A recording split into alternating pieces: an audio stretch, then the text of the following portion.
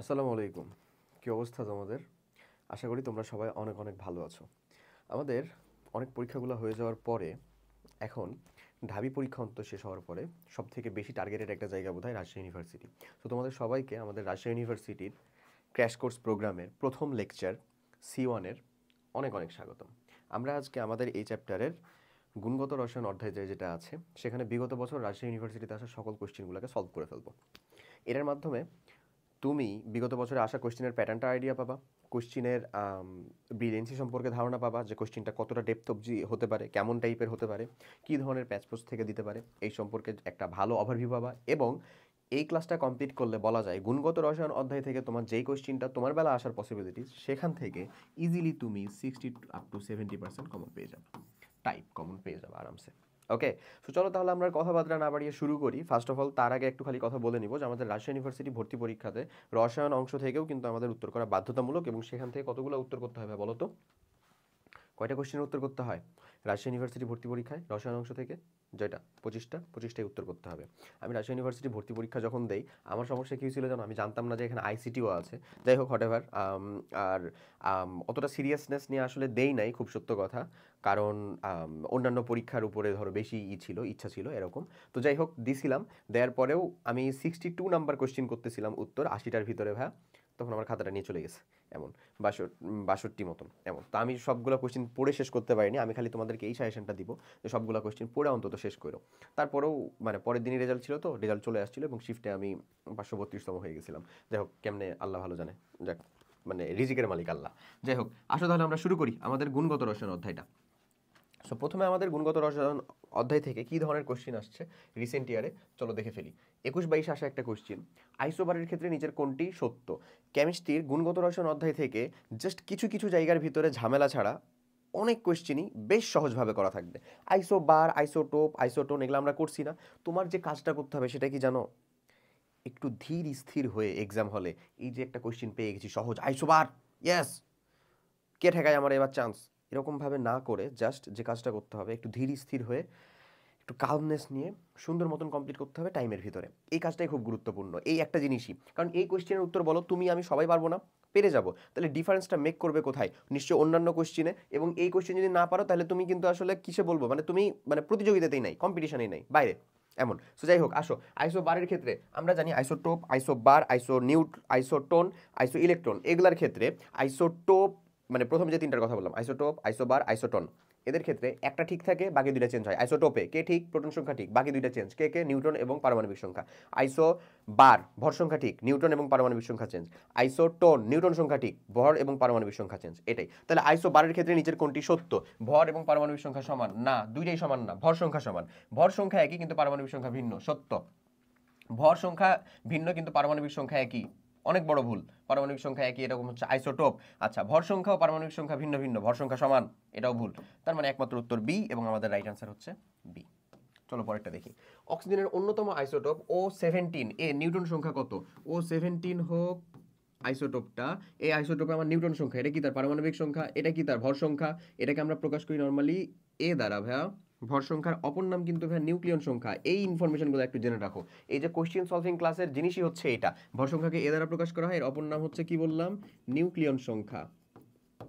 Nucleon সংখ্যা, এই জিনিসপাতিগুলো তোমার জন্য জেনে রাখাটা খুবই ম্যান্ডেটরি। ওকে, সো এই আর এটাকে কি বলি আমরা? পারমাণবিক সংখ্যা বা প্রোটন সংখ্যা, যেটাকে জেড দ্বারা প্রকাশ করা হয়। তাহলে আমরা বলতে পারি আমাদের নিউট্রন সংখ্যা কত বলো তো? নিশ্চয়ই এ মাইনাস জেড, ভর সংখ্যা মাইনাস প্রোটন সংখ্যা। তাহলে এ কত? 17 মাইনাস কত? 88 ইকুয়ালস টু 9। 9 মানে সি, রাইট অ্যান্সার 9। ওকে, চলো পরেরটাতে যাই।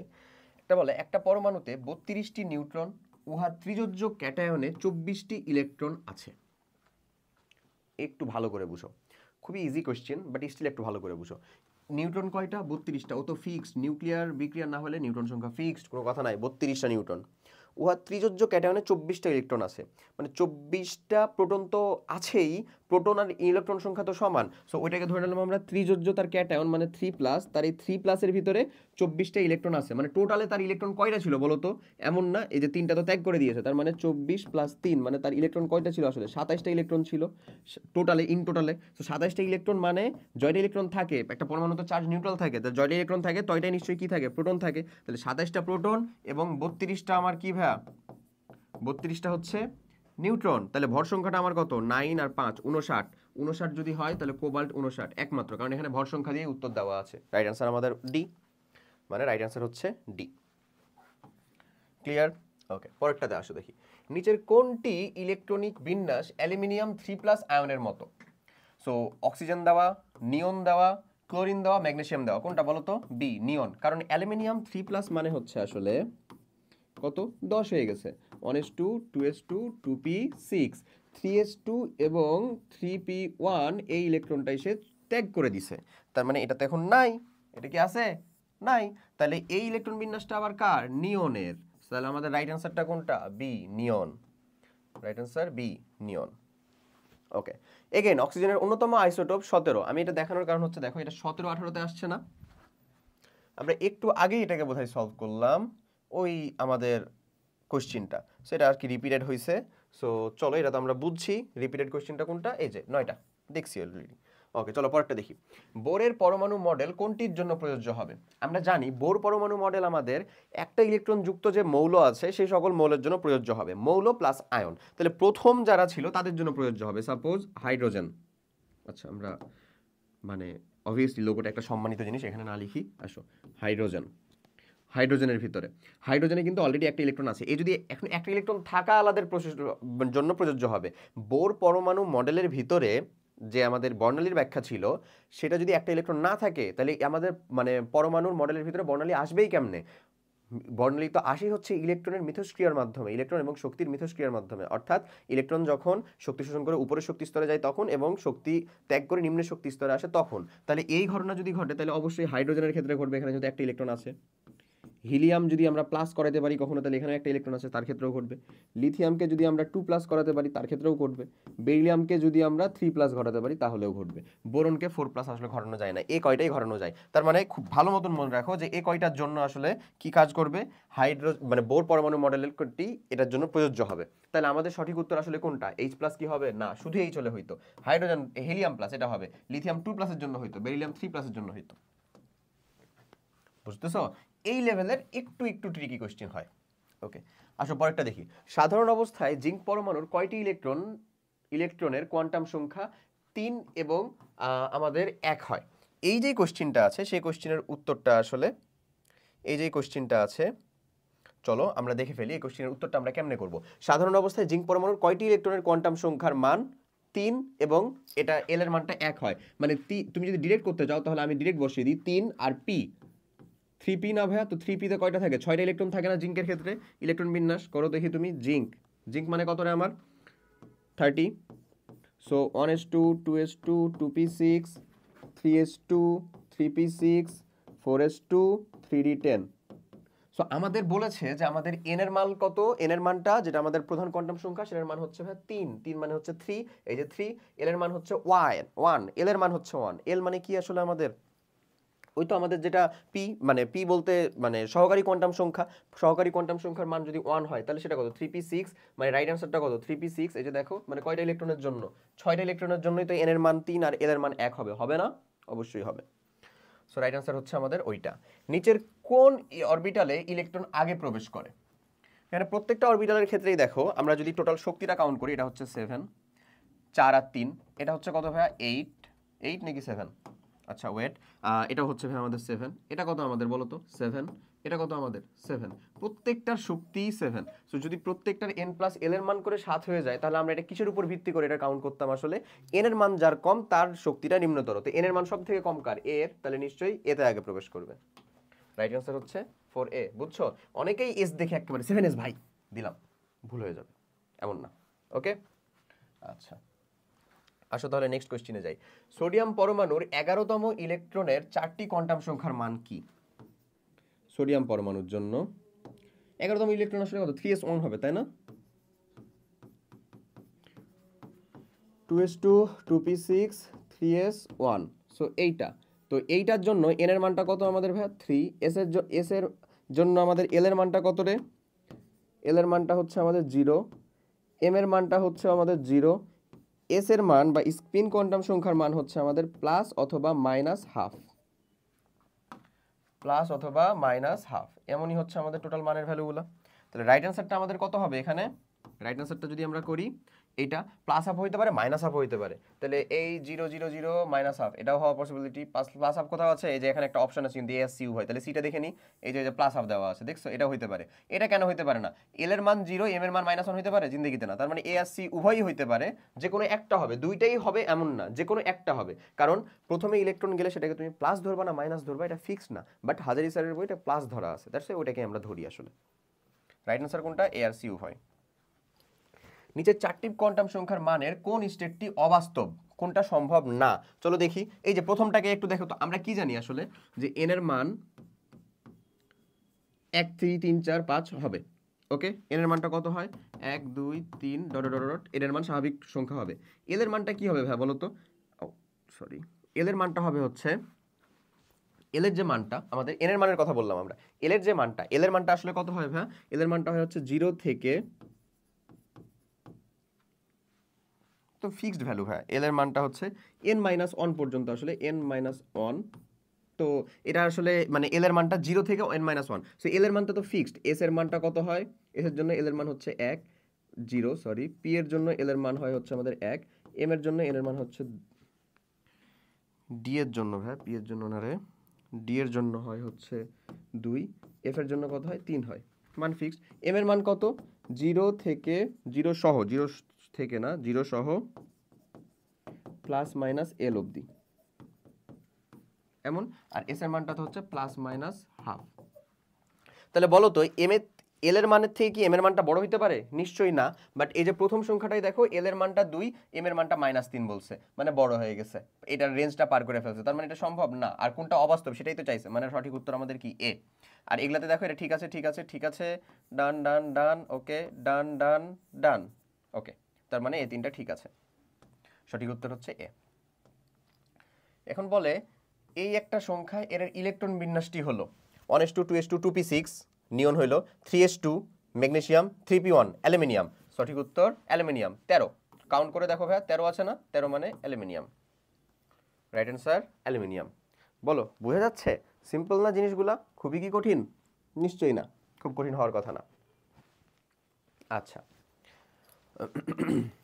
ওকে সো চলো এরপরের কোশ্চেনটা বলে নিচে চারটি কোয়ান্টাম সংখ্যার মানের কোন সেটটি একটি ডি ইলেকট্রনের জন্য সঠিক চারটা কোয়ান্টাম সংখ্যার মানের কোন সেটটা ডি ইলেকট্রনের জন্য সঠিক সো ডি শুরুই হয় কত থেকে বলো তো ভাইয়া 3d 4d 5d এই কয়টাই চলবে তাই না এই তিনটাই তাহলে এন এর মান এখানে কত হতে পারে 3 হইতে পারে এন এর মান 4 হইতে পারে এন এর মান 5 হইতে পারে ডি এর জন্য এল এর মানটা ফিক্সড কত আমাদের সেটা 2 ওকে আচ্ছা তাহলে আমরা প্রথমে দেখি সবগুলাই 4 আছে ভালো কথা সবগুলা 4 আছে এল এর মানটা কত আমাদের 2 না তার মানে এইটা অথবা এইটা ঠিক হবে ওকে এন্ড এইখানে যদি ঠিক হয় তাহলে এটার মানটা কি 0 হইতে পারে এস এর মান স্পিনে চলে আসো ডিরেক্ট কারণ এটা আর এটার মানটা ঠিক আছে স্পিন কি 0 হইতে পারে না প্লাস হাফ অথবা মাইনাস হাফ তাহলে এই যে একমাত্র সঠিক উত্তর চারটাই কোথায় ডি তে রাইট অ্যান্সারটা হচ্ছে আমাদের কত ডি ওকে আচ্ছা কোনটি সঠিক নয় ওকে কোনটি সঠিক নয় বলছে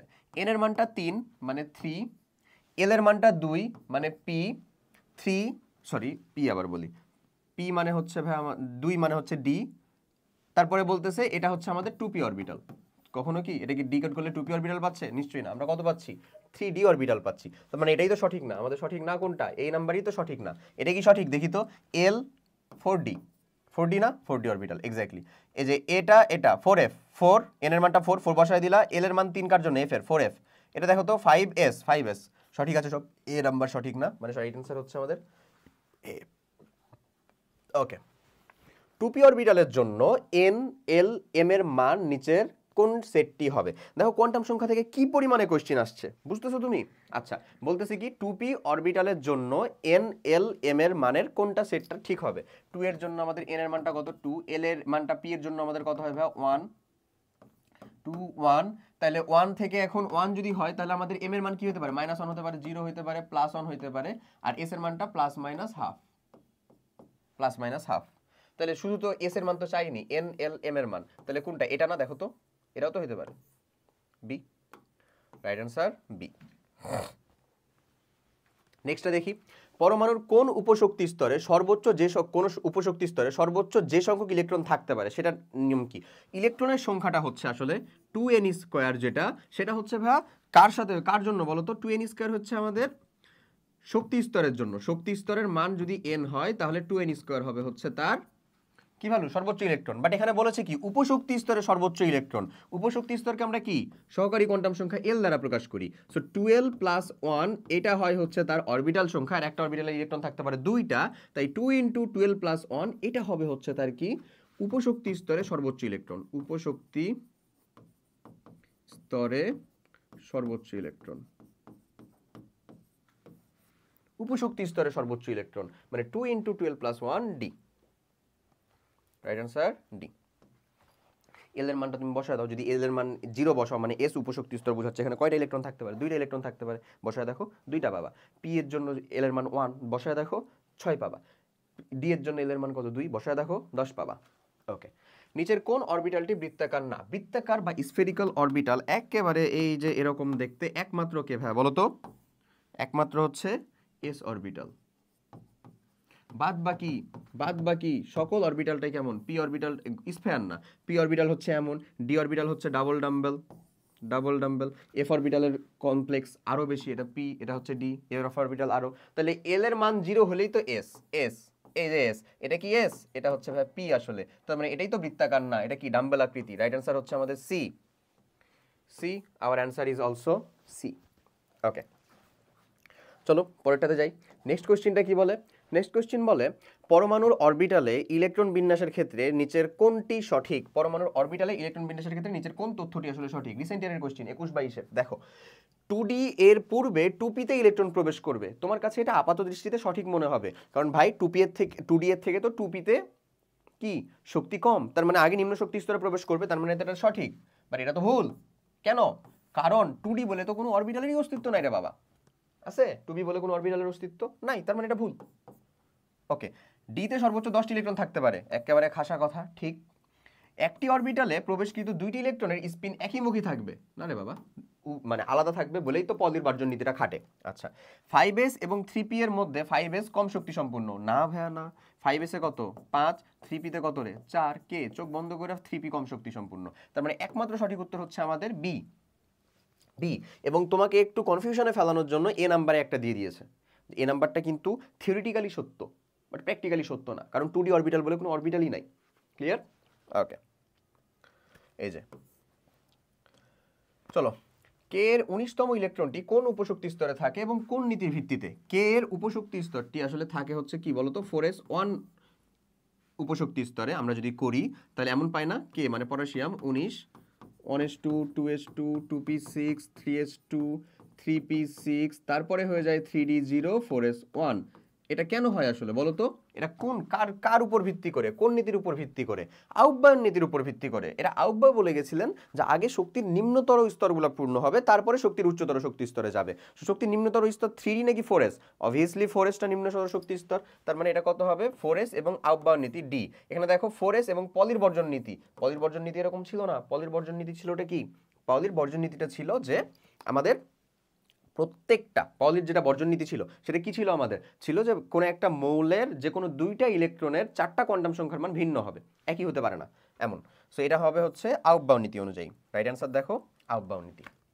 ওকে, আচ্ছা নেক্সটটা দেখি, ভিত্তি অবস্থায় যে পরমাণু বা আয়নের ইলেকট্রন বিন্যাসে সর্বাধিক অযুগ্ম ইলেকট্রন থাকে, এটা মাথায় রাখবা যে সর্বাধিক অযুগ্ম ইলেকট্রন বাই ডিফল্ট থাকে হচ্ছে ক্রোমিয়ামের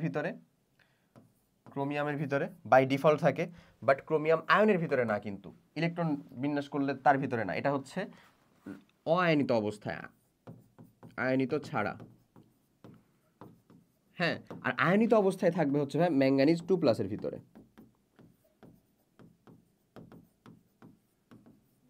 কেমনে থাকে চলো দেখি। ম্যাঙ্গানিজের যদি ইলেকট্রন বিন্যাসটা আমরা করি তাহলে থাকবে হচ্ছে আমাদের 1s2, ম্যাঙ্গানিজ কত ভাইয়া? 2s2 25, 2p6, 3s2, 3p6, 4s2, 3d5। দেখো এমন। সো তুমি যদি একটু ভালো করে লক্ষ্য করো তাহলে দেখবা এই যে দুইটা জায়গা আছে, এখান থেকে ম্যাঙ্গানিজ 2+ যদি হয়ে যায় Mn2+, তাহলে এ পার্ট পর্যন্ত সব কিছুই ঠিক থাকবে, 4sটা 0 হয়ে যাবে এবং 3টা কত থাকবে? 5 থাকবে। দেখো এখানে সর্বাধিক অযুগ্ম ইলেকট্রন না, কারণ 3টা কেমন আসলে? 3টা তো এমন এমন না, 1 2 3 4, এই যে 1টা 2টা 3টা 4টা 5টা অযুগ্ম ইলেকট্রন। ক্রোমিয়ামের ক্ষেত্রেও কিন্তু এখানে থাকে হচ্ছে 4s1 এবং 3d5 এমন হয়ে থাকে, তাই না? এখানেও কিন্তু 6টাই অযুগ্ম অবস্থায় আছে, বাট সেটা ক্রোমিয়াম 2+ যাবে না, শুধু ক্রোমিয়ামের জন্য। বাট ম্যাঙ্গানিজ 2+ আয়নের ক্ষেত্রে সর্বোচ্চ থাকবে। ক্লিয়ার? মানে রাইট অ্যান্সার কোনটা? এ। আচ্ছা, পরের কোশ্চেনটা আছে, হাইড্রোজেন পরমাণুর বেলায় নিচের কোন ইলেকট্রনিক লেভেল একটি ফোটন শোষণ করতে পারে? কোন লেভেলটা একটা ফোটন শোষণ করতে পারে? কোনটা? Obviously 1s। যেখানে একটা ইলেকট্রন আছে সেই কেবলমাত্র একটা ফোটন শোষণ করতে পারে, একেবারে মিনিমাম, যেটা একেবারে সব থেকে ছোটটা সেইটাই। তাহলে এটা রাইট অ্যান্সার কোনটা? 1s। দেখো সঠিক উত্তর কোনটা আমাদের? 1s। ওকে, পরের question, 1s2, 2s2, 2p6, 3s2, 3p1 এই ইলেকট্রন বিন্যাস হলো কার? অ্যালুমিনিয়ামের। অলরেডি করছি আমরা, করছি না? অ্যালুমিনিয়ামের 17-18তেও আসছে, রিপিটেড কোশ্চেন ভাই, অ্যালুমিনিয়াম। ওকে, 25°C, এই যে দ্রাব্যতা রিলেটেড কোশ্চেন আসছে, পরে দেখি কোশ্চেনটা কি বলে। 25°C তাপমাত্রায় পানিতে mx একটা সম্পৃক্ত দ্রবণ, x যে আয়নটা, এই আয়নের 10⁵ হলে ওই লবণের দ্রাব্যতার গুণফল কত? mx কত হয় বলো তো ভাইয়া? এই টাইপের লবণের জন্য এটা কি এবি টাইপের যৌগ না? তো কি এসি স্কোয়ার হবে? এসি স্কোয়ারের এস এর মানটা কি বলছে? 10⁻⁵। এটা হচ্ছে সহজ ক্যালকুলেশনগুলো, স্কোয়ার 10⁻⁻10 এটাই হবে। সো 10⁻⁻10 কত? বি। দেখছো বি। এখানেও কিছু প্যাচারও ক্যালকুলেশন আছে, আমি দেখাচ্ছি। এই যে দেখো এখানে শুরু হবে কিছু, সিলভার ক্রোমেট কেএসপি এর মান এত হলে মোলার দ্রাব্যতা কত হবে? সিলভার ক্রোমেট যেটা যৌগ আসলে, এই যৌগটা আসলে কেমন? A2B টাইপের যৌগ। এটার যেই ভ্যালুটা সেটা হচ্ছে x⁴ কেএসপি এর মানটা, এই কেএসপি এর মানটা যদি আমি বের করি x⁴ y⁴y s⁴x+y এমন যাবে। হ্যাঁ, সো এটা কত হবে? 2⁴2 1⁴1 s⁴2+1 which is actually 4s3, যেটা তুমি এমনিও জানো, আমি তোমাকে একটু বের করে দেখালাম। 4s³ সমান কত? এত। 4s³ সমান হচ্ছে 8 × 10⁻12। ওকে, ভেরি গুড। সো তাহলে প্রথমে আমরা s³ এটাকে আগে ভাগ করে দিই 1/3। আচ্ছা, এটাকে এমনি লিখি যেহেতু আমাকে হ্যান্ড ক্যালকুলেশন করতে হবে ভাইয়া। সো তাহলে আমরা করতে পারি 8 × 10⁻12 বাই হচ্ছে কত আমাদের? 4। সো এটা ক্যালকুলেশন করলে কত? টু দি পাওয়ার হচ্ছে ভাই 1/3। সো এটা ক্যালকুলেশন করলে কত হয়? 2 × 10⁻12 টু দি পাওয়ার কত আমাদের? 1/3। সো এই টু দি পাওয়ার 1/3টা 2 এর উপরেও আছে, 2 to the power 1/3 into 10⁻12 to the power 1/3। সেখানে কত থাকে ভাই বলো তো? 10⁻4 আর 2 টু দি পাওয়ার 1/3 মানে 2 এর উপরে যদি তুমি ঘনমূল করো সেটা আসে 1.215 এমন কিছু একটা, ইন্টু 10 টু দি পাওয়ার কত হবে? 10⁻4। এই যে এই ভ্যালুটা। তো এই ভ্যালুটার সাথে রিলেট টু ভ্যালু একেবারে খুব কাছাকাছি কোনটা? মোল পার লিটার। মোল পার লিটারের ভ্যালুটা হচ্ছে এই যে এটা, কিন্তু এখানে আয়নটা ঠিক নয়, এককটা হবে হচ্ছে কত বলো তো? মোল পার লিটার। এমন, ক্লিয়ার? এমন। সো রাইট অ্যান্সারটা হচ্ছে আমাদের এ। এই যে এমন কিছু ম্যাথ আসে, কিন্তু আরও দেখাই। ক্যালসিয়াম ফ্রোমাইডের দ্রাব্যতা 2 × 10⁻⁴ মোলার, এটার কেএসপি এর মান কত? কেএসপি এর মান এটা আবার সহজ আছে। সো ক্যালসিয়াম ফ্রোমাইডের ক্ষেত্রে এই যৌগটার কেএসপি এর মান কত বলো তো? Same 4s³। সো 4s³ হলে 4 × s, এস এর মানটা কত রে? 2 × 10⁻⁻4 তার উপরে কিউব। সো এটা আসলে কত? 4 ইন্টু এটা 8 ইন্টু 10⁻⁻12, 4 8 32, 10⁻⁻12। 32কে আমরা যদি এক ঘর সামনে নিয়ে চলে আসি 3.2 ইন্টু 10⁻11 এমন বলতে পারো। ওকে, 3.2 ইন্টু 10⁻11 সি। রাইট অ্যান্সার হচ্ছে সি। 3.20 × -12 ছিল, ওটা কিন্তু না, বুঝছোই তো। আচ্ছা, কখন অধক্ষেপ পড়ে? অধক্ষেপণের জিনিস হচ্ছে, এটা শর্তটা হচ্ছে এমন, আমি তোমাকে জিনিসটা দেখিয়ে দিই। এই যে ধরো তুমি একটা দ্রবণ বানানোর জন্য দ্রাবক নিলা, শুরু করলা দ্রবণ বানানো, তুমি চিনি ঢালতেছো ঢালতেছো ঢালতেছো ঢালতেছো ঢালতেছো, এক সময় এসে ঢালতেছো ঢালতেছো, এখানে এসে একটা ঘটনা ঘটলো, এটা বক্সে পরিণত হয়ে গেল। বক্সে পরিণত হয়ে যাওয়ার পরে যে ঘটনাটা ঘটতেছে সেটা হচ্ছে এই বক্স সোজা চলতে আছে। হ্যাঁ, এই বক্স সোজা চলতে আছে।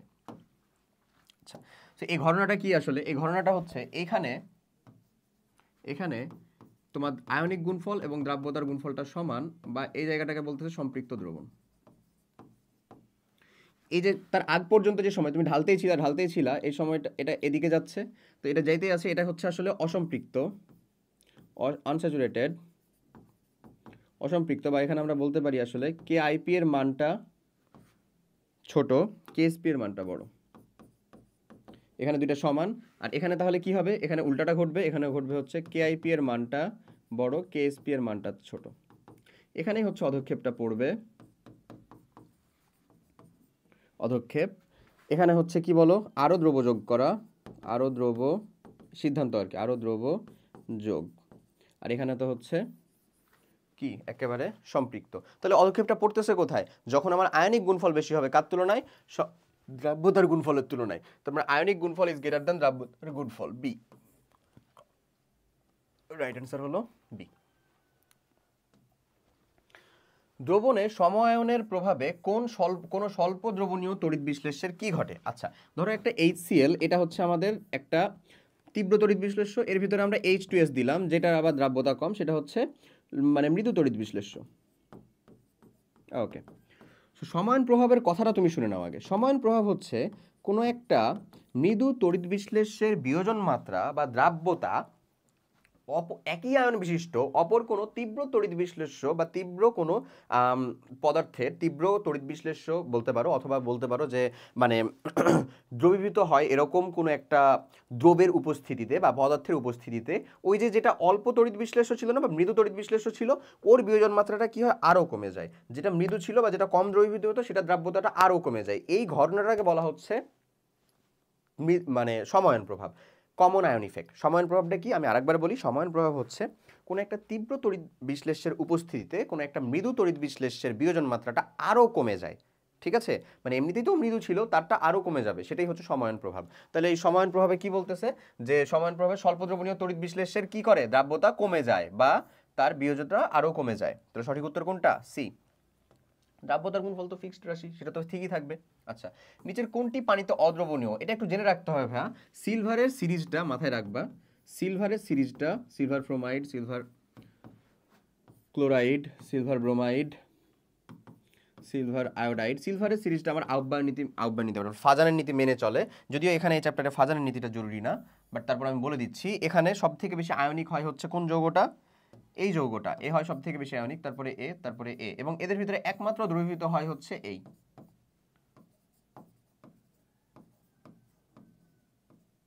দ্রবীভূত, বুঝছো?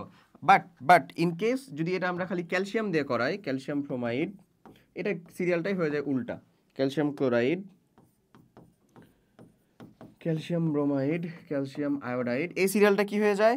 উল্টা হয়ে যায়। তার মানে এখানে একমাত্র দ্রবীভূত হয় হচ্ছে আসলে এমন এমন এমন এমন। তো এখানে সিরিয়ালটা, মানে সিরিয়ালটা বলতে ঠিক সিরিয়ালটা না, এখানে আয়নিকের সিরিয়ালটা ঠিকই থাকে ধরো, বাট এখানে কেউই পানিতে দ্রবীভূত হয় না, বা এটার ঘটনাটা ঘটে হচ্ছে এক্স্যাক্ট উল্টো।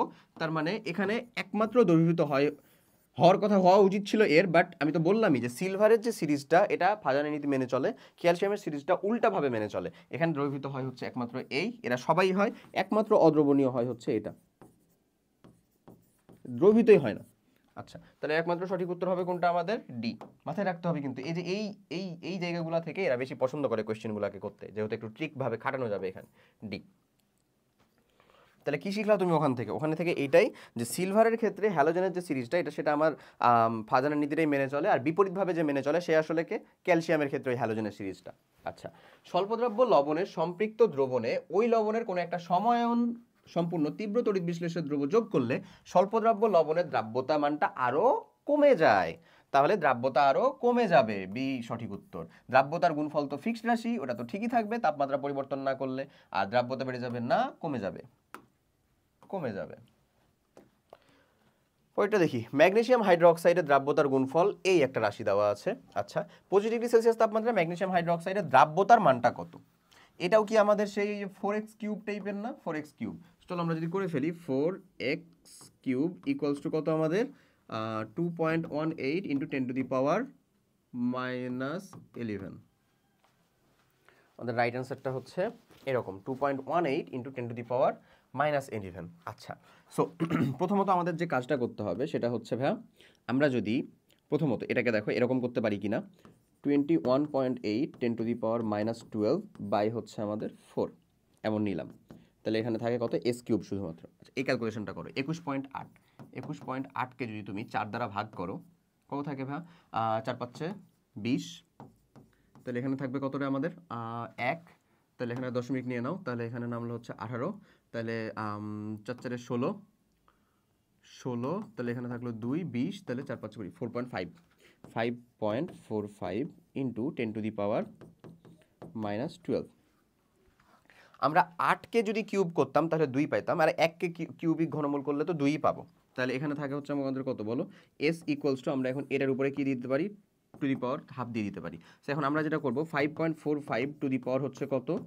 হাফ, টু দি পাওয়ার হচ্ছে মানে 1/3 ইন্টু এটার উপরে 1/3 করলে কত হবে? 10⁻⁻4। এটা তো হইলই। সো এই যে ক্যালকুলেশন, এই ক্যালকুলেশনে থাকে 1 পয়েন্ট, মানে 2 এর মোটামুটি কাছাকাছি থাকবে 1 পয়েন্ট। এটাকে তুমি কিভাবে নিয়ে আসতে পারো জানো? আমি দেখাই। ধরো 1-এর উপরে 1/3 করলে পাও হচ্ছে ভাই তুমি 1, 2 এর উপরে 8-এর উপরে 1/3 করলে পাবা তুমি হচ্ছে কত? 2। তাহলে 1 আর 2 এর ভিতরের যে ভ্যারিয়েশনটা কত হয়? 10 10 10 10 করে তুমি ভাঙতে পারবা। 1.1, 1.2 এরকমভাবে 10 পর্যন্ত ভাঙতে পারবা না? পারবা। এখান থেকে এই ভাঙাটাকে, মানে এখান থেকে তুমি যে যত ভাগে ভাঙলা 10 ভাগে, এই জায়গাটাকে 10 ভাগে ভাগতে হবে। এই জায়গাটাকে 10 ভাগে ভাগো, তাহলে এখানে কত হবে? 2 3 4 5 6 7, এই কয়টাই পাবা না? তো তার ভিতরে 7টা অবশ্যই 1.9-এর ঘরে থাকবে, 6টা অবভিয়াসলি 8-এর ঘরে থাকবে, 5টা অবভিয়াসলি 1.7-এর ঘরে থাকবে, এবং 5-এর পরে 4 5 আছে, মানে 1.7 থেকে 1.8-এর ভিতরে একটু আগায়া থাকবে, ওরা হাফ বরাবর। সো 1.76-এর কাছাকাছি, 7.6 না তো 7.59 এরকমের কাছাকাছি থাকে ইন্টু 10⁻⁴। সো যেটাকে আমরা 1.76 10⁻⁴ বলতে পারি। সো এই টাইপের যে কোশ্চিনটা, এই যে দেখে নাও, এই যে কোশ্চিনটা, বুঝছো? এমন টাইপের তুমি হ্যান্ড ক্যালকুলেশন করতে পারো। সো এই টাইপের জিনিসটা যদি তুমি খুব প্রিসাইজলি শিখো, তাহলে কিন্তু এটা 45 সেকেন্ডের ভিতরে উত্তর করা টাফ। এবং আমি তোমাকে বলবোও না এটা এরকমভাবে করতে, এবং এখানকার অপশনগুলোও দেখছো অনেক বেশি ক্লোজ অপশন দিছে। সো একেবারে ভালো মতন যদি তোমার এটার উপরে দক্ষতা না থাকে, তাহলে উত্তর করা তোমার জন্য একটু কঠিন কিন্তু হয়েই যাবে। বাট আমি যেরকমভাবে করলাম, এটা একটা করার উপায় হতে পারে তোমার জন্য, খুব সহজে তুমি কাজটা করতে পারবা। ওকে, এবং এই যে উপায়গুলো বললাম, এই উপায়গুলো হচ্ছে অনেকটা না তোমার উপর ডিপেন্ডেন্ট। তুমি যদি এটাকে নিতে পারো সহজে, তাহলেই তুমি ভালো আউটপুট নিয়ে আসতে পারবা। যদি না নিতে পারো, তাহলে কিন্তু উল্টাপাল্টা রেজাল্ট আসবে। So careful. ওকে, 25°C তাপমাত্রায় সিলভার ক্লোরাইডের দ্রাব্যতার গুণফলের মান এত দেওয়া আছে, ক্লোরাইড আয়নের ঘনমাত্রা মোল পার লিটারে কত? এগুলো তো বাচ্চা জিনিস ভাই, এই যে 21/22 আসা, তাহলে এটা কত হয় আসলে? ac² ইকুয়ালস টু কত? 1 ইন্টু 10⁻⁻10। সো তাহলে আমরা যদি এস করি, ওপাশে আসলে রুট হয়ে যাবে, রুট মানে 10⁻⁻10 টু দি পাওয়ার আসলে কত ভাই? 1/2, যেটার মানটা কত? 10⁻⁵। এই অ্যান্সার শেষ। Mole per litre 1 into 10⁻⁵, 1 into 10⁻⁵, B. Okay, এরপরে চলো আমরা যে আমাদের যেই মানে তড়িৎচুম্বকীয় রাশিগুলো আছে তাদের ভেতরে চলে যাই। এখানে কোশ্চেনটা বলে, নিচের বিকিরণগুলির মধ্যে কোনটির তরঙ্গদৈর্ঘ্য সবচেয়ে বেশি? আচ্ছা, আমরা যদি এটা দেখি, তাহলে এটা আমরা ছন্দ দিয়ে আসলে শিখছিলাম অ্যাডমিশন ক্লাসের ভিতরে। মহাজনের গাছে অতি বেগুন দেখে, আচ্ছা দেখো মানে কি, মহাজাগতিক রাশি, এটা জরুরি আমাদের কত রেঞ্জ, সেটার থেকে বেশি জরুরি হচ্ছে কোনটা বড় কোনটা ছোট। মহাজাগতিক, এটা সব থেকে প্রথমে মহাজাগতিক, তারপরে হচ্ছে ভাইয়া,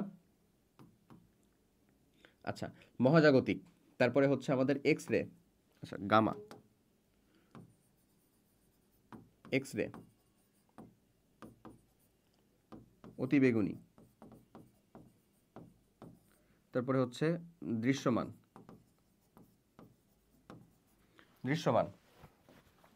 অবহেলিত, অবহেলিত না অবলোহিত, ইনফ্রারেড অবলোহিত। আচ্ছা এখানে লিখি অবলোহিত মাইক্রোওয়েভ, নিচ থেকে উপরে কিন্তু বাড়তেছে, হ্যাঁ, রেডিও ওয়েভ। তাহলে এ পাশে যদি আমি আসি, এটা হচ্ছে আমাদের ল্যামডা বাড়ছে, তাহলে এ পাশে আমাদের কি হবে ভাইয়া, শক্তি বাড়ছে। ওকে, সো তাহলে তরঙ্গ দৈর্ঘ্য যেহেতু ল্যামডা বাড়ছে, সবচেয়ে বেশি তরঙ্গ দৈর্ঘ্য কে, এক্স রে, ইউভি, গামা নাকি ইনফ্রারেড? ইনফ্রারেড অবশ্যই, ইনফ্রারেড। এমন সঠিক উত্তর কোনটা? এইটা। পরেরটাতে যাই। এমআরআই কি? এমআরআই আর এনএমআর এই দুইটা অপশনই কিন্তু দেওয়া আছে, খুবই ভালো মানে করে হচ্ছে ডিকোড করতে হবে বাংলা শব্দটা। ম্যাগনেটিক রেজোন্যান্স ইমেজিং, ম্যাগনেটিক চৌম্বকীয়, চৌম্বকীয় রেজোন্যান্স অনুরণন, অনুরণন ইমেজিং মানে কি? প্রতিচ্ছবি। তাহলে এটা এমআরআই যেহেতু চাইছে, চৌম্বকীয় অনুরণন প্রতিচ্ছবি বি। এটা যদি এনএমআর হইতো, কোথায় মারবো? এনএমআর। আচ্ছা যাই হোক, এনএমআর, এনএমআরটা হচ্ছে nuclear, nuclear magnetic resonance, nuclear magnetic resonance, বা আমরা বলতে পারি এটাকে নিউক্লিয়াস বা কেন্দ্রীয় নিউক্লিয়াস ম্যাগনেটিক চৌম্বকীয় রেজোন্যান্স মানে অনুরণন, মানে এটাকে বলা যায় নিউক্লিয়ার চৌম্বকীয় অনুরণন। কোনটা এটা? এনএমআর। বাট আমার চাইছে কি আসলে? আমার তো চাইছে এমআরআই, দ্যাটস ওয়াই আমাদের সঠিক উত্তর হবে বি। Right answer B.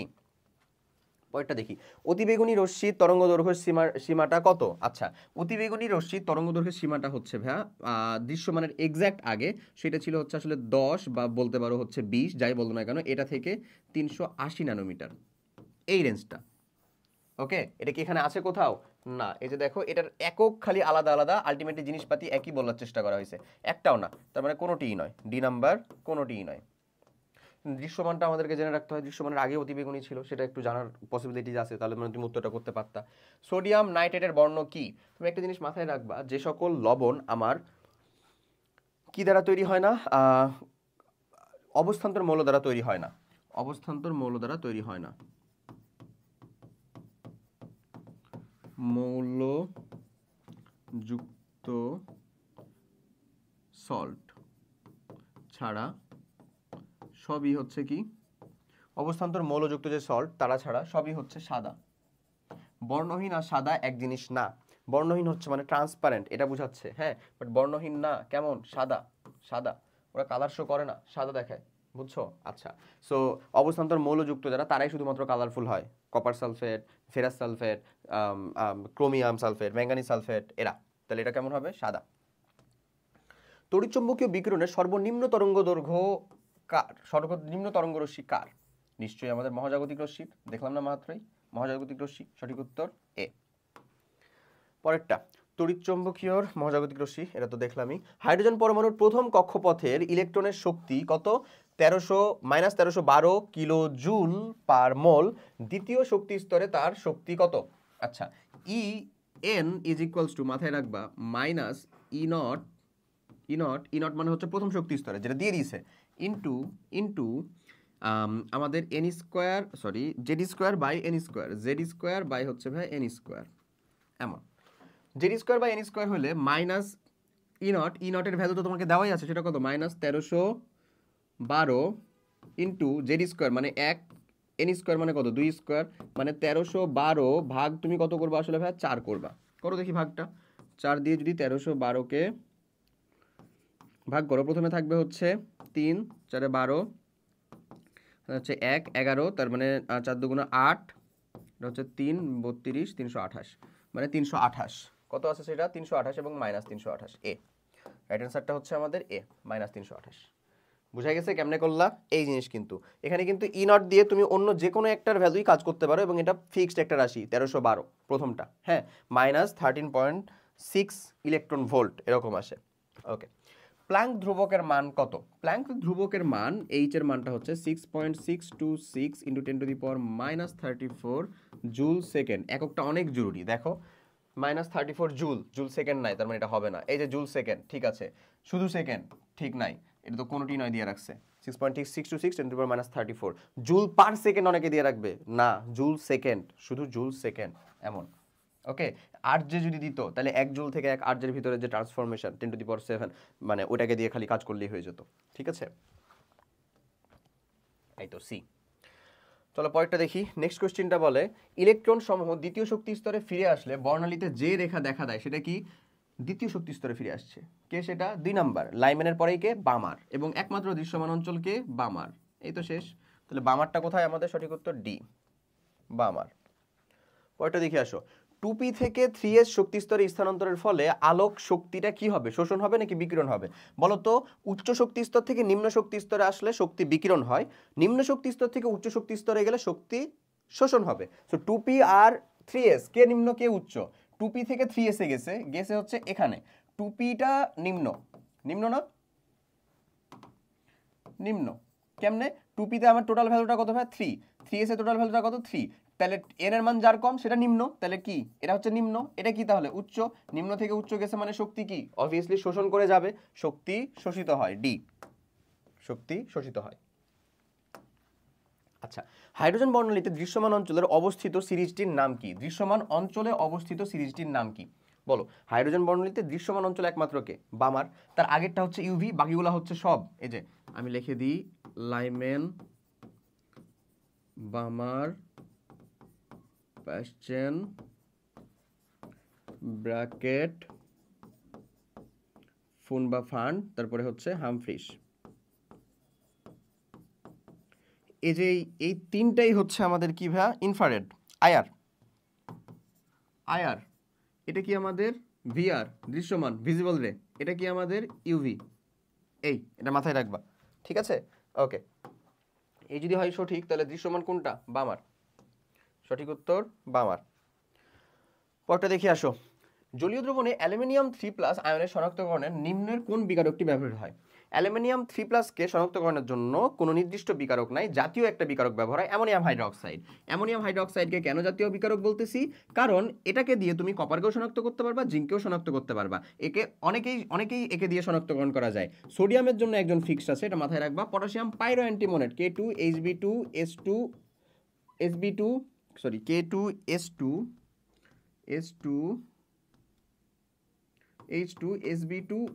পাইরো অ্যান্টিমোনেট। তারপরে ক্যালসিয়ামের জন্য কি ফিক্সড? অ্যামোনিয়াম অক্সালেট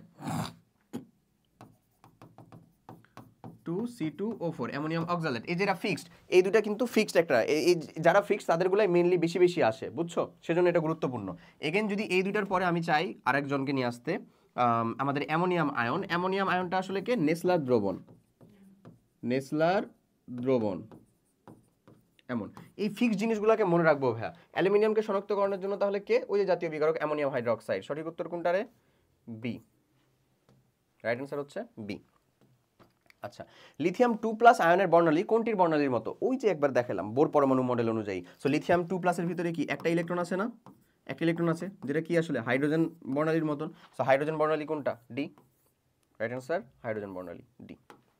আচ্ছা, সোডিয়ামের শিখা পরীক্ষায় কত তরঙ্গ দৈর্ঘ্য বর্ণালী সৃষ্টি হয়? খুবই ট্রিকি কোশ্চেনটা। কেন খুবই ট্রিকি বলতেছি? কারণ কত তরঙ্গ বর্ণালী সৃষ্টি হয় কোথায় আছে? কোথাও নাই, আছে এক জায়গায়। কোথায়? সোডিয়াম কোন কালার দেখায় বলো? সোনালী হলুদ না? সোনালী হলুদ। এবার তুমি যে পড়ছিলা দৃশ্যমান অঞ্চলের 380 থেকে 780 ন্যানোমিটারের ভিতরে কোন অঞ্চলটা কোন কালারের? প্রথমে বেনি, আসহ, কলা, বেগুনি, নীল, ওই যে ছিল না ওখানে, ওখানে হলুদ কোনটা ছিল ভাই বলো তো? 575 থেকে সব থেকে কম ছিল, সেজন্য আমাদের এটা মনে থাকে আসলে, বা তুমিও মনে রাখবা। 575 থেকে 590 খুবই কম এলাকায়। এটা কি সোনালী, মানে এটা হচ্ছে হলুদ, হলুদের রেঞ্জ ন্যানোমিটার। সো তাহলে এটা যদি সোনালী হলুদ হয় তাহলে কি ও এই রেঞ্জে দেখাবে না? দেখো ওই রেঞ্জের উত্তরটা বলো তো। 590 না বি? 560 কি হবে? না, 575 থেকেই তো শুরু, বি। দেখছো কেন বলতেছিলাম এই ট্রিকি কোশ্চেনটা? এমন। আচ্ছা, পরেরটা দেখি। চুনা পাথরের উপর লঘু সালফিউরিক অ্যাসিড যোগ করলে কি রে ভাই? সহজ জিনিস, calcium carbonate plus sulphuric acid যোগ করলে কোন যৌগটি উৎপন্ন হবে? কোনটা তৈরি হবে বলো তো? ক্যালসিয়াম সালফেট প্লাস পানি প্লাস কার্বন ডাইঅক্সাইড। দেখি কোনটা আছে। কার্বন ডাইঅক্সাইড আছে একমাত্র, রিলিভেন্ট উত্তর বি। পারা যাচ্ছে? আশা করি পারা যাবে। ওকে, কপার সালফেট দ্রবণে জিঙ্ক ধাতুর পাত ডুবিয়ে জিঙ্ক পাতটি কি বর্ণ ধারণ করবে? তুমি বলো কি করবে? কপার সালফেটের দ্রবণটা কেমন? যে কালারটা কপার সালফেটের সেটাই ধারণ করবে, কারণ জিঙ্ক তো নিজে সাদা, ওর তো কোনো কালার নাই। কারণ কি? কারণ সে তো অবস্থান্তর না। তাহলে কপার যে কালারে সেটাই ধারণ করবে। কপার কোনটা? কপার সালফেটের দ্রবণটা 2 তে তুতে বা হচ্ছে ওই যে আহ, কি এটা নীলবর্ণের, সো নীলবর্ণেরটা নীলবর্ণ ধারণ করবে নিশ্চয়ই, এ কি নীলবর্ণ, বুঝছো? ওকে। রসায়নে একাধিক যৌগের মিশ্রণ থেকে উপাদান পৃথকীকরণের পদ্ধতি নয় নিচের কোনটি? আচ্ছা, আমরা যে যে পাতন, আংশিক পাতন, এগুলা হচ্ছে ধরো কঠিন দ্রব্যের মিশ্রণের জন্য, মানে সরি তরলের মিশ্রণের জন্য, কেলাসন, আংশিক কেলাসন এগুলা কঠিনের জন্য, তারপরে মলিকুলার স্টেজের জন্য আমরা ক্রোমাটোগ্রাফি ইউজ করি। ক্রোমাটোগ্রাফিরই 3টা ভাগ এখানে দেওয়া আছে, কি কি? HPLC, high performance liquid chromatography, অথবা হাই প্রেশার লিকুইড ক্রোমাটোগ্রাফি, দুইটাই বলা হয়। হ্যাঁ, তো তারপরে টিএলসি, থিন লেয়ার ক্রোমাটোগ্রাফি, পাতলা স্তর ক্রোমাটোগ্রাফি, তারপরে জিসি, জিসি গ্যাস ক্রোমাটোগ্রাফি, 3টাই ক্রোমাটোগ্রাফি। বাট এই যে এলিসা, এই নামে কোনো পৃথকীকরণ প্রসেস নাই। তার মানে সঠিক উত্তর কোনটা? এলিসা। কারণ নয় কোনটি সেটাই চাইছে। সঠিক উত্তর এলিসা। আরএফ, রিটার্ডেশন ফ্যাক্টর, এর মান নিচের কোনটি? আরএফটা কি ভাবে বলো তো? এই যে ধরো একটা পেপার ক্রোমাটোগ্রাফিতে, পেপার ক্রোমাটোগ্রাফি করলে এখানে একটা আদর্শ মান দিলা, এটা তো তোমার এত দূর বরাবর চলে আসছে ধরো, আর একটা তোমার দ্রবণ ছিল, এটা এত দূর বরাবর আসছে। হ্যাঁ, তো এই যে যেই আদর্শ যে দৈর্ঘ্যটা গেছে, এটাকে ধরে নিলো তুমি এ এর দৈর্ঘ্য, যেটা বি গেছে এটাকে ধরে নিলে তুমি বি এর দৈর্ঘ্য, এটা হচ্ছে বি এর দৈর্ঘ্য। এখন আরএফ বা রিটার্ডেশন ফ্যাক্টর, এই জিনিসটা বোঝায় হচ্ছে তোমার বি বাই এ, মানে তোমার আদর্শটাকে ভাগ করবা, মানে আদর্শটাকে দিয়ে, আদর্শের যেটা পরিমাণ সেটা দিয়ে ভাগ করবা, যেটা তোমার স্যাম্পল সেটাকে, সেটা ফিক্সড কিছু সলিউশনের জন্য ফিক্সড একটা আরএফ এর মান পাওয়া যায়। তাহলে বলো তো, এটাও তো একটা দৈর্ঘ্য, এটাও তো একটা দৈর্ঘ্য, এটার কোনো কি একক আছে? নাই। তার মানে এটা হচ্ছে একক নেই। আরেকটা গুরুত্বপূর্ণ জিনিস, সেটা হচ্ছে আরএফ এর মান সর্বোচ্চ কত হতে পারে? 0 থেকে বড় অথবা সমান হবে, এবং আরএফ এর মানটা এবং 1 থেকে বড় অথবা সমান হবে। এক কখন হবে? 1 থেকে ছোট অথবা সমান হবে যখন এটা এ আর বি এর মানটা সমান হবে, তখন এক। কিন্তু এমন কি হতে পারে যে আদর্শ থেকে আমাদের যেটা স্যাম্পল সেটাই বেশি চলে গেছে? হতে পারে না। তার মানে এই দুইটা জিনিস তুমি এখান থেকে জেনে রাখলা। এই জিনিসটাই হচ্ছে কোশ্চেন ব্যাংক অ্যানালাইসিস, যে একটা জিনিস আসছে, এটা চাচাতো ভাই আসবে, সো এই চাচাতো ভাইটাকে আমরা জানতে পারছি কিনা। তাহলে এটার একক আছে? নাই, কোনো একক নেই, কোনো একক নেই। ওকে, পরে বলে নিম্নের কোন প্রক্রিয়ার মাধ্যমে চিনি শিল্পে আখের রসকে গাজন করা হয়? আখের রসকে গাজন করা হয় আসলে কোন প্রসেসের মাধ্যমে ভাইয়া? নিম্নচাপ পাতন।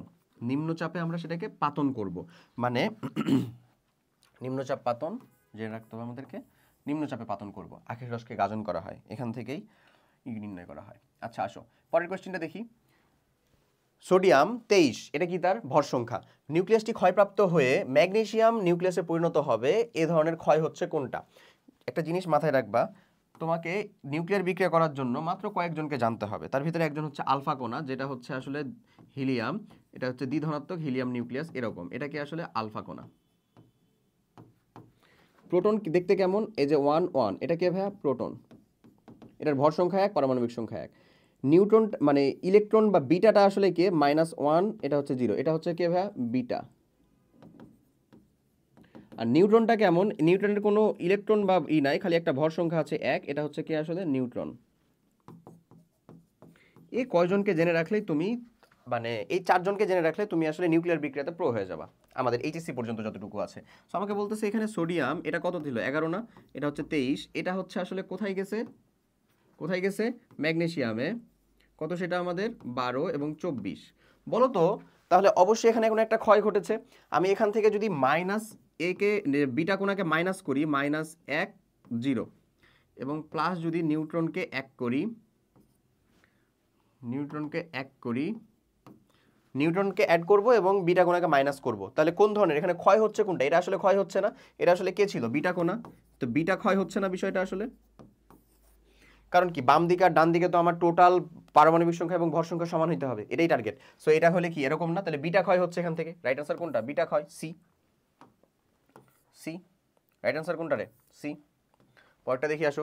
নিউক্লিয়ার চুল্লিতে পারমাণবিক বিক্রিয়া নিয়ন্ত্রণের জন্য কোনটি ব্যবহার করা হয়? খুবই গুরুত্বপূর্ণ ইনফরমেশন, বোরনকে ব্যবহার করা হয় ভাই। বোরন আছে না? হ্যাঁ, এই যে ডি নাম্বার, বোরন। পরেরটা দেখো, ক্যান্সার চিকিৎসার জন্য নিচের কোন আইসোটোপটি ব্যবহার করা হয়, বা নিচের কোনটি ব্যবহার করা হয়? আইসোটোপ ব্যবহার করা হয় এবং একটা আইসোটোপ দেওয়া আছে, রেডিও আইসোটোপ, এটাই সঠিক উত্তর। ঠিক আছে, রেডিও আইসোটোপ। হাইড্রোজেন বোমায় সংঘটিত বিক্রিয়ার নাম কি? অনেকে মনে করতে পারো এটা বোধহয় ফিশন, এটা ফিশন না ভাইয়া, হ্যাঁ, তোমার কনসেপ্ট ঠিক আছে যে ফিশন যে বিক্রিয়াটা, এই ফিশন বিক্রিয়াটা হচ্ছে যে একটা বড় মলিকিউলকে আমরা নিউট্রন দ্বারা আঘাত করে অনেক শক্তি বিস্ফোরণ করে ছোট ছোট মলিকিউলে পরিণত করি। হ্যাঁ, ওটাই ফিশন। আর ফিউশন হচ্ছে দুইটা মলিকিউলকে যুক্ত করে, হাইড্রোজেন হাইড্রোজেন যুক্ত করে হিলিয়াম তৈরি করলাম, যেটা সূর্য গঠিত, এটা ফিউশন। এবং এই ফিউশনের যে থিওরিটা, এই থিওরিটার উপর ভিত্তি করেই কিন্তু আমার হাইড্রোজেন বোমাটা সংগঠিত করা হয়। সো এটা হচ্ছে কিন্তু আসলে নিউক্লিয়ার ফিউশন। সঠিক উত্তর কি? ফিউশন। নিচের কোন রশ্মি দ্বারা রঞ্জন রশ্মি উৎপন্ন করা হয়? কোনটা ভাইয়া? ক্যাথোড রশ্মি দ্বারা। ক্যাথোড রশ্মি থেকেই আসলে রঞ্জন রশ্মি উৎপন্ন করা হয়, বি, ক্যাথোড। পরেরটা দেখে আসো। আইসোটোপ জিঙ্ক তেজস্ক্রিয়তার কোন তেজস্ক্রিয়তার ক্ষয়ের ভিতর দিয়ে যায়? জিঙ্ক কোন ধরনের তেজস্ক্রিয়তার ক্ষয়ের ভিতর দিয়ে যায়? ওই যে সেম, বিটা ইমিশন করে, সে বিটা ইমিশন করে।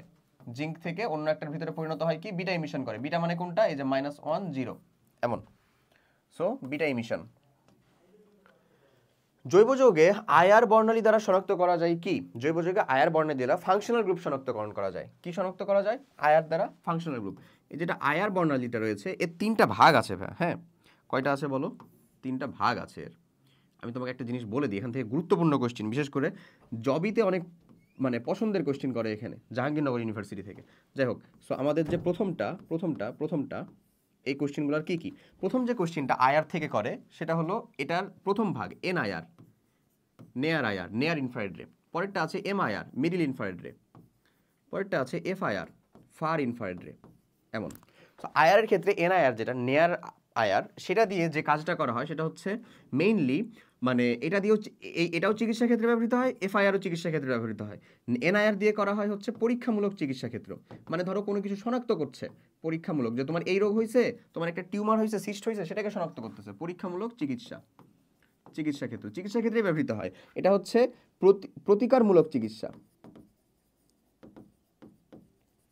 প্রতিকারমূলক চিকিৎসা ধরো তোমাকে আয়ার রশ্মির থেরাপি দেওয়া হচ্ছে, যে তোমার রক্তনালীতে চর্বি জমে গেছে, সেখানে সেটার চলাচল সূক্ষ্ম করার জন্য, আরও বেশি প্রিসাইজ করার জন্য এখানে আয়ার থেরাপি দেওয়া হচ্ছে, বা তুমি হচ্ছে সানবাথে আছো, সেটা হচ্ছে কি আসলে এফআইআর।